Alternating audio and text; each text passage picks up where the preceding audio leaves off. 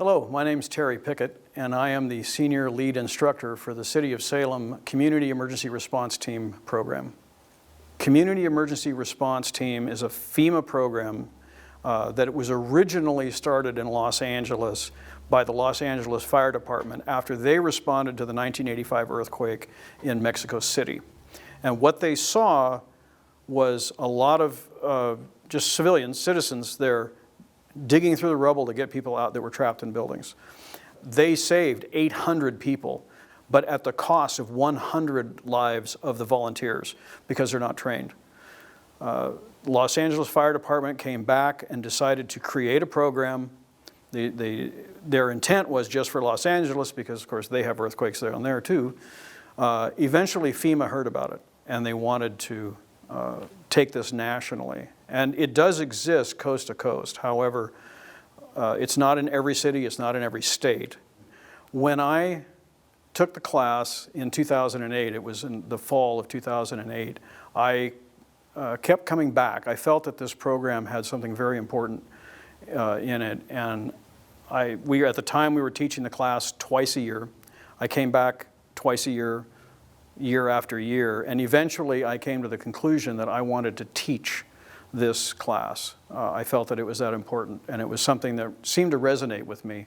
And so I asked the emergency manager at the time if I could do that, and he acted as a mentor and got me through the testing process so that I was officially licensed by FEMA so that I can teach this class. And I have been doing it ever since. So the emergencies that you might see in Salem, most of them are fairly minor from our perspective, but hurricanes, tornadoes, flooding, if you live in states where these are a greater risk, it's very important. Here we do have ice storms, we do have windstorms. Generally, our excellent emergency responders are capable of handling this. The one that they won't be able to handle for us is the Cascadia subduction zone earthquake. That one, we're 324 years and counting. It could be anywhere between a 7.5 and a 9.5 subduction zone quake, which is the type of quake that Japan had in 2011. It could go on for 4.5 to 5 minutes. Anything that is lengthy, we don't really have tall buildings in Salem. Portland does, but we don't. But roads and bridges will very likely be severely disrupted, and you're probably not going to be going anywhere by car. And we don't anticipate, at least initially, that the Salem airport will be viable for fixed-wing aircraft. They will be able to use rotorcraft, helicopters and such. And the Army Corps of Engineers has a plan to come in and do something about it for us so we can bring in cargo planes. But we're going to be on our own for weeks without running water, probably without natural gas, without electricity, any of those infrastructure things that we're so comfortable with that we use on a daily basis. So getting prepared is a big part of the CERT program, and then being trained to be able to respond in your neighborhood where people might be injured and need help. As I've said in my class, nothing bad ever happens here, and that's a good thing, but it's also a bad thing because nobody is prepared. There was an incident, it's been several years ago now, where one of the people who used to be involved in training had a relative, I believe it was his grandmother, living in a mobile home park, and he decided to go check on her during an ice storm, and he discovered that the power had been off in this mobile home court, which is mostly elderly people, for 3 solid days. And there was a PGE crew working maybe a half a mile down the road on a line that went somewhere else.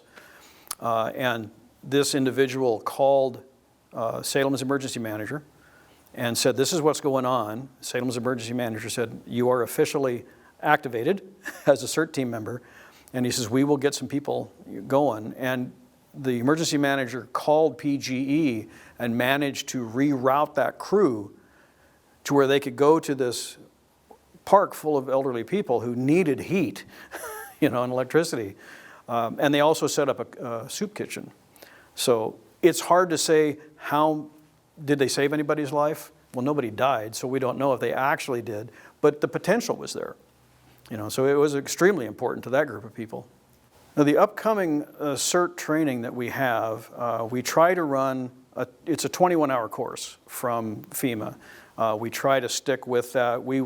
Right now we're running 6 evening classes, 1 night per week, and then we will have a Saturday morning from 8 to noon where we will do a mock disaster drill, where we'll have people playing victims, and the people we've just trained will become the rescuers, and they will try to put everything that they've learned to practice.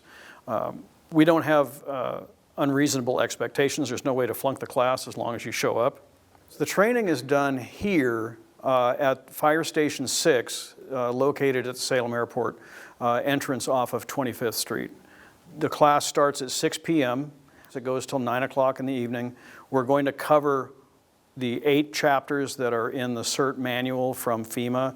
The important thing, we're going to be covering preparedness, how to be prepared yourself, and then there's light medical, disaster medical training, there's light fire suppression, and there's urban search and rescue that we cover. Plus there's a chapter on terrorism, there's a chapter on disaster psychology. We will cover all of those things. Anybody who wants to, when they're here, when we do the fire extinguisher drill, will have an opportunity to try using a fire extinguisher. We always have people in the class who've never actually used one. They always seem to enjoy it. So it's a very important class. The requirements to take the CERT class, in order to become a CERT team member, you have to be 18 years of age, and you either have to live in Salem or you have to work in Salem, where you spend a significant portion of your day here in town. And in order to become a CERT team member, where you'll be issued a Salem CERT ID card, you have to pass a background check. However, you can take the class without passing the background check and not becoming a CERT team member, just so you can learn how to become prepared. We've had a few people who, for some reason, are not comfortable going through the background check, but I'm fine with that. I'll still teach them to be prepared. There is a large need for volunteers. In order for Salem to feel like they're reasonably well prepared, we need 10% of the population. Right now, the greater Salem area is about 250,000 people. The city of Salem proper is somewhere around 150, 160,000.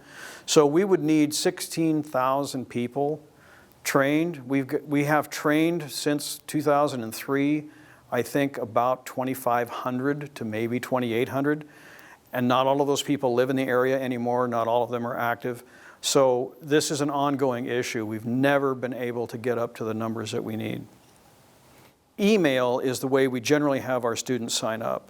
They can either email Joe Hutchison, our emergency manager, or Lola Hackett is the one who handles most of it for the class. Or we don't turn people away if they show up the day of the class. The only thing we are concerned with is that you attend all of the classes. We understand life gets in the way. If you miss one class, we're not going to make a big deal about it, because you can always make that up. But if you miss 2 or more, you've missed so much of the material that you're going to have to retake it. But it's very easy to do. There's no cost. The city puts this on for free. I'm a volunteer, so I don't get paid. They don't have to write me a check for this. We get to use the fire station training center here, which is a very nice facility. It's nice and warm and dry, and we don't have any issues that way. So it's very easy to show up and take the class. It is the ongoing enthusiasm that I seem to see in the people who come to take the class. They listen to what I have to say, and they accept that this is something important. So every time we teach a class, I feel like I'm doing the right thing.